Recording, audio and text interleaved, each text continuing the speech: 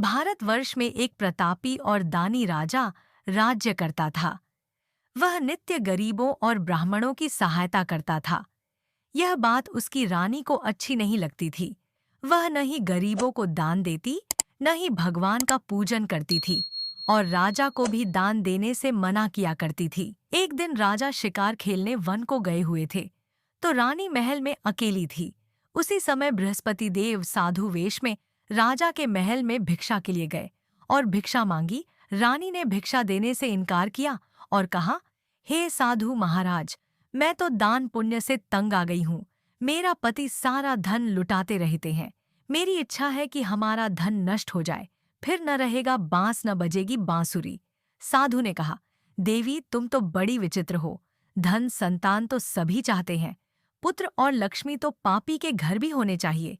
यदि तुम्हारे पास अधिक धन है तो भूखों को भोजन दो, प्यासों के लिए प्याऊ बनवाओ, मुसाफिरों के लिए धर्मशालाएं खुलवाओ।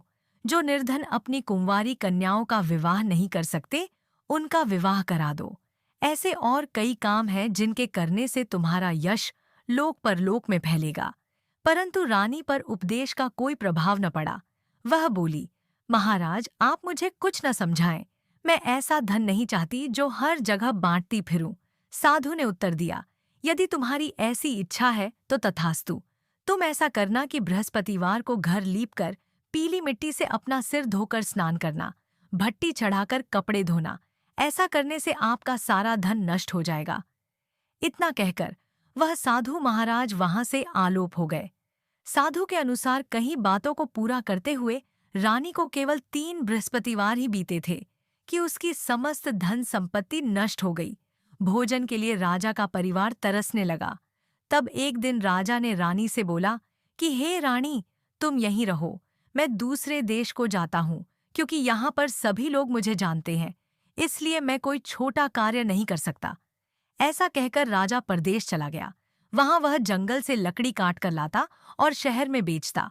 इस तरह वह अपना जीवन व्यतीत करने लगा।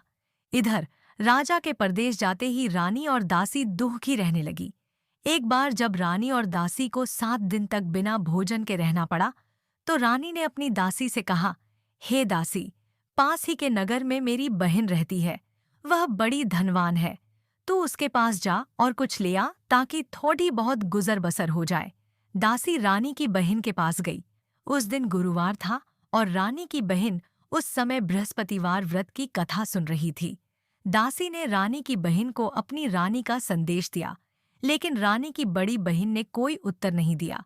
जब दासी को रानी की बहन से कोई उत्तर नहीं मिला, तो वह बहुत दुखी हुई और उसे क्रोध भी आया।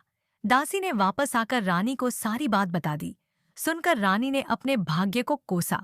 उधर रानी की बहन ने सोचा कि मेरी बहन की दासी आई थी, परंतु मैं उससे नहीं बोली, इससे वह बहुत दुखी हुई होगी।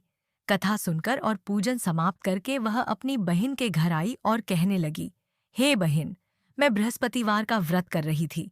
तुम्हारी दासी मेरे घर आई थी, परंतु जब तक कथा होती है तब तक न तो उठते हैं और न ही बोलते हैं, इसलिए मैं नहीं बोली। कहो दासी क्यों गई थी? रानी बोली, बहन तुमसे क्या छिपाऊं, हमारे घर में खाने तक को अनाज नहीं था। ऐसा कहते कहते रानी की आंखें भर आईं। उसने दासी समेत पिछले 7 दिनों से भूखे रहने तक की बात अपनी बहन को विस्तार पूर्वक सुना दी। रानी की बहन बोली, देखो बहन, भगवान बृहस्पति देव सबकी मनोकामना को पूर्ण करते हैं। देखो, शायद तुम्हारे घर में अनाज रखा हो। पहले तो रानी को विश्वास नहीं हुआ, पर बहन के आग्रह करने पर उसने अपनी दासी को अंदर भेजा तो उसे सचमुच अनाज से भरा एक घड़ियाशा मिल गया। यह देखकर दासी को बड़ी हैरानी हुई। दासी रानी से कहने लगी, हे रानी, जब हमको भोजन नहीं मिलता तो हम व्रत ही तो करते हैं, इसलिए क्यों न इनसे व्रत और कथा की विधि पूछ ली जाए ताकि हम भी व्रत कर सकें। तब रानी ने अपनी बहन से बृहस्पतिवार व्रत के बारे में पूछा। उसकी बहन ने बताया, बृहस्पतिवार के व्रत में चने की दाल और मुनक्का से विष्णु भगवान का केले की जड़ में पूजन करें तथा दीपक जलाएं, व्रत कथा सुने और पीला भोजन ही करें। इससे बृहस्पति देव प्रसन्न होते हैं। व्रत और पूजन विधि बताकर रानी की बहन अपने घर को लौट गई। 7 दिन के बाद जब गुरुवार आया तो रानी और दासी ने व्रत रखा। घुड़साल में जाकर चना और गुड़ लेकर आईं। फिर उससे केले की जड़ तथा विष्णु भगवान का पूजन किया। अब पीला भोजन कहाँ से आए, इस बात को लेकर दोनों बहुत दुखी थे। चूंकि उन्होंने व्रत रखा था, इसलिए बृहस्पति देव उनसे प्रसन्न थे। इसलिए वे एक साधारण व्यक्ति का रूप धारण कर 2 थालों में सुंदर पीला भोजन दासी को दे गए। भोजन पाकर दासी प्रसन्न हुई और फिर रानी के साथ मिलकर भोजन ग्रहण किया। उसके बाद वे सभी गुरुवार को व्रत और पूजन करने लगी। बृहस्पति भगवान की कृपा से उनके पास फिर से धन संपत्ति आ गई, परंतु रानी फिर से पहले की तरह आलस्य करने लगी। तब दासी बोली, देखो रानी, तुम पहले भी इस प्रकार आलस्य करती थी। तुम्हें धन रखने में कष्ट होता था, इस कारण सभी धन नष्ट हो गया। और अब जब भगवान बृहस्पति की कृपा से धन मिला है, तो तुम्हें फिर से आलस्य होता है। रानी को समझाते हुए दासी कहती है कि बड़ी मुसीबतों के बाद हमने यह धन पाया है, इसलिए हमें दान पुण्य करना चाहिए, भूखे मनुष्यों को भोजन कराना चाहिए और धन को शुभ कार्यों में खर्च करना चाहिए, जिससे तुम्हारे कुल का यश बढ़ेगा, स्वर्ग की प्राप्ति होगी और पितृ प्रसन्न होंगे। दासी की बात मानकर रानी अपना धन शुभ कार्यों में खर्च करने लगी, जिससे पूरे नगर में उसका यश फैलने लगा। एक दिन राजा दुखी होकर जंगल में एक पेड़ के नीचे आसन जमाकर बैठ गया। वह अपनी दशा को याद करके व्याकुल होने लगा। बृहस्पतिवार का दिन था। एकाएक उसने देखा कि निर्जन वन में एक साधु प्रकट हुए। वह साधु वेश में स्वयं बृहस्पति देवता थे। लकड़हारे के सामने आकर बोले, हे लकड़हारे, इस सुनसान जंगल में तू चिंता मग्न क्यों बैठा है? लकड़हारे ने दोनों हाथ जोड़कर प्रणाम किया और उत्तर दिया, महात्मा जी, आप सब कुछ जानते हैं, मैं क्या कहूँ? यह कहकर रोने लगा और साधु को अपनी आत्मकथा सुनाई। महात्मा जी ने कहा, तुम्हारी स्त्री ने बृहस्पति के दिन बृहस्पति भगवान का निरादर किया है, जिसके कारण रुष्ट होकर उन्होंने तुम्हारी यह दशा कर दी। अब तुम चिंता को दूर करके मेरे कहने पर चलो तो तुम्हारे सब कष्ट दूर हो जाएंगे और भगवान पहले से भी अधिक संपत्ति देंगे। तुम बृहस्पति के दिन कथा किया करो। 2 पैसे के चने मुनक्का लाकर उसका प्रसाद बनाओ और शुद्ध जल से लोटे में शक्कर मिलाकर अमृत तैयार करो। कथा के पश्चात अपने सारे परिवार और सुनने वाले प्रेमियों में अमृत व प्रसाद बांटकर आप भी ग्रहण करो। ऐसा करने से भगवान तुम्हारी सब मनोकामनाएं पूरी करेंगे। साधु के ऐसे वचन सुनकर लकड़हारा बोला, हे प्रभु, मुझे लकड़ी बेचकर इतना पैसा नहीं मिलता जिससे भोजन के उपरांत कुछ बचा सकूं। मैंने रात्रि में अपनी स्त्री को व्याकुल देखा है। मेरे पास कुछ भी नहीं जिससे मैं उसकी खबर मंगा सकूं। साधु ने कहा, हे लकड़हारे, तुम किसी बात की चिंता मत करो। बृहस्पति के दिन तुम रोजाना की तरह लकड़ियां लेकर शहर को जाओ। तुमको रोज से दुगुना धन प्राप्त होगा, जिससे तुम भली भांति भोजन कर लोगे तथा बृहस्पति देव की पूजा का सामान भी आ जाएगा। इतना कहकर साधु अंतर्ध्यान हो गए। धीरे धीरे समय व्यतीत होने पर फिर वही बृहस्पतिवार का दिन आया। लकड़हारा जंगल से लकड़ी काटकर किसी शहर में बेचने गया। उसे उस दिन और दिन से अधिक पैसा मिला। राजा ने चना गुड़ आदि लाकर गुरुवार का व्रत किया। उस दिन से उसके सभी क्लेश दूर हुए, परंतु जब दोबारा गुरुवार का दिन आया तो बृहस्पतिवार का व्रत करना भूल गया। इस कारण बृहस्पति भगवान नाराज हो गए। उस दिन उस नगर के राजा ने विशाल यज्ञ का आयोजन किया तथा शहर में यह घोषणा करा दी कि कोई भी मनुष्य अपने घर में भोजन न बनावे, न आग जलावे, समस्त जनता मेरे यहाँ भोजन करने आवे। इस आज्ञा को जो न मानेगा उसे फांसी की सजा दी जाएगी। इस तरह की घोषणा संपूर्ण नगर में करवा दी गई। राजा की आज्ञानुसार शहर के सभी लोग भोजन करने गए, लेकिन लकड़हारा कुछ देर से पहुंचा, इसलिए राजा उसको अपने साथ घर लिवा ले गए और ले जाकर भोजन करा रहे थे तो रानी की दृष्टि उस खूंटी पर पड़ी जिस पर उसका हार लटका हुआ था। वह वहां पर दिखाई नहीं दिया। रानी ने निश्चय किया कि मेरा हार इस मनुष्य ने चुरा लिया है। उसी समय सिपाहियों को बुलाकर उसको कारागार में डलवा दिया। जब लकड़हारा कारागार में पड़ गया और बहुत दुखी होकर विचार करने लगा कि न जाने कौन से पूर्व जन्म के कर्म से मुझे यह दुख प्राप्त हुआ है, और उसी साधु को याद करने लगा जो कि जंगल में मिला था। उसी समय तत्काल बृहस्पति देव साधु के रूप में प्रकट हुए और उसकी दशा को देखकर कहने लगे, अरे मूर्ख, तूने बृहस्पति देव की कथा नहीं करी, इस कारण तुझे दुख प्राप्त हुआ है। अब चिंता मत कर, बृहस्पतिवार के दिन कारागार के दरवाजे पर 4 पैसे पड़े मिलेंगे। उनसे तू बृहस्पति देव की पूजा करना, तेरे सभी कष्ट दूर हो जाएंगे। बृहस्पति के दिन उसे 4 पैसे मिले। लकड़हारे ने कथा कही। उसी रात्रि को बृहस्पति देव ने उस नगर के राजा को स्वप्न में कहा, हे राजा, तुमने जिस आदमी को कारागार में बंद कर दिया है वह निर्दोष है, वह राजा है, उसे छोड़ देना। रानी का हार उसी खूंटी पर लटका है। अगर तू ऐसा नहीं करेगा तो मैं तेरे राज्य को नष्ट कर दूंगा। इस तरह रात्रि के स्वप्न को देखकर राजा प्रातःकाल उठा और खूंटी पर हार देखकर लकड़हारे को बुलाकर क्षमा मांगी तथा लकड़हारे को योग्य सुंदर वस्त्र आभूषण देकर विदा कर दिया। बृहस्पति देव की आज्ञानुसार लकड़हारा अपने नगर को चल दिया। राजा जब अपने नगर के निकट पहुंचा तो उसे बड़ा आश्चर्य हुआ। नगर में पहले से अधिक बाग, तालाब, कुएं तथा बहुत सी धर्मशाला, मंदिर आदि बन गई है। राजा ने पूछा, यह किसका बाग और धर्मशाला है? तब नगर के सब लोग कहने लगे, यह सब रानी और बांदी के हैं। तो राजा को आश्चर्य हुआ और गुस्सा भी आया।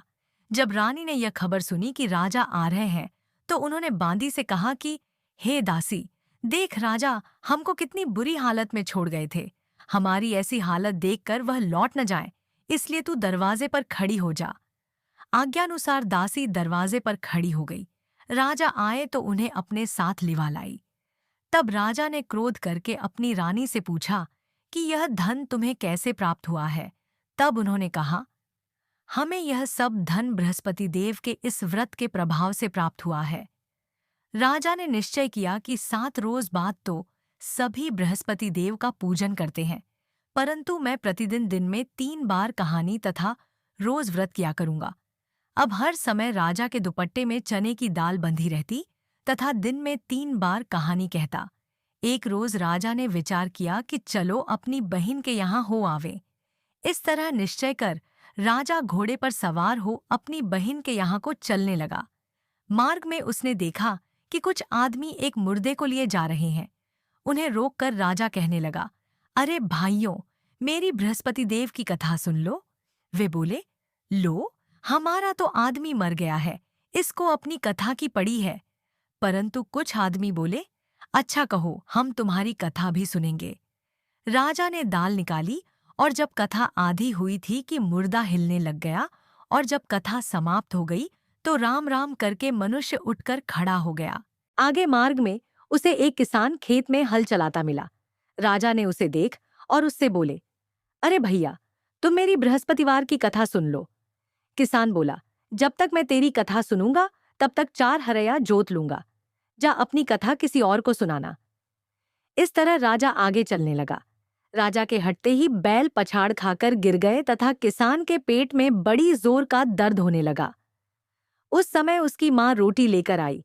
उसने जब यह देखा तो अपने पुत्र से सब हाल पूछा और बेटे ने सभी हाल कह दिया तो बुढ़िया दौड़ी दौड़ी उस घुड़सवार के पास गई और उससे बोली कि मैं तेरी कथा सुनूंगी, तू अपनी कथा मेरे खेत पर चलकर ही कहना। राजा ने बुढ़िया के खेत पर जाकर कथा कही, जिसके सुनते ही वह बैल उठ खड़े हुए तथा किसान के पेट का दर्द भी बंद हो गया। राजा अपनी बहन के घर पहुंचा। बहन ने भाई की खूब मेहमानी की। दूसरे रोज प्रातःकाल राजा जगा तो वह देखने लगा कि सब लोग भोजन कर रहे हैं। राजा ने अपनी बहन से कहा, ऐसा कोई मनुष्य है जिसने भोजन नहीं किया हो? मेरी बृहस्पतिवार की कथा सुन ले।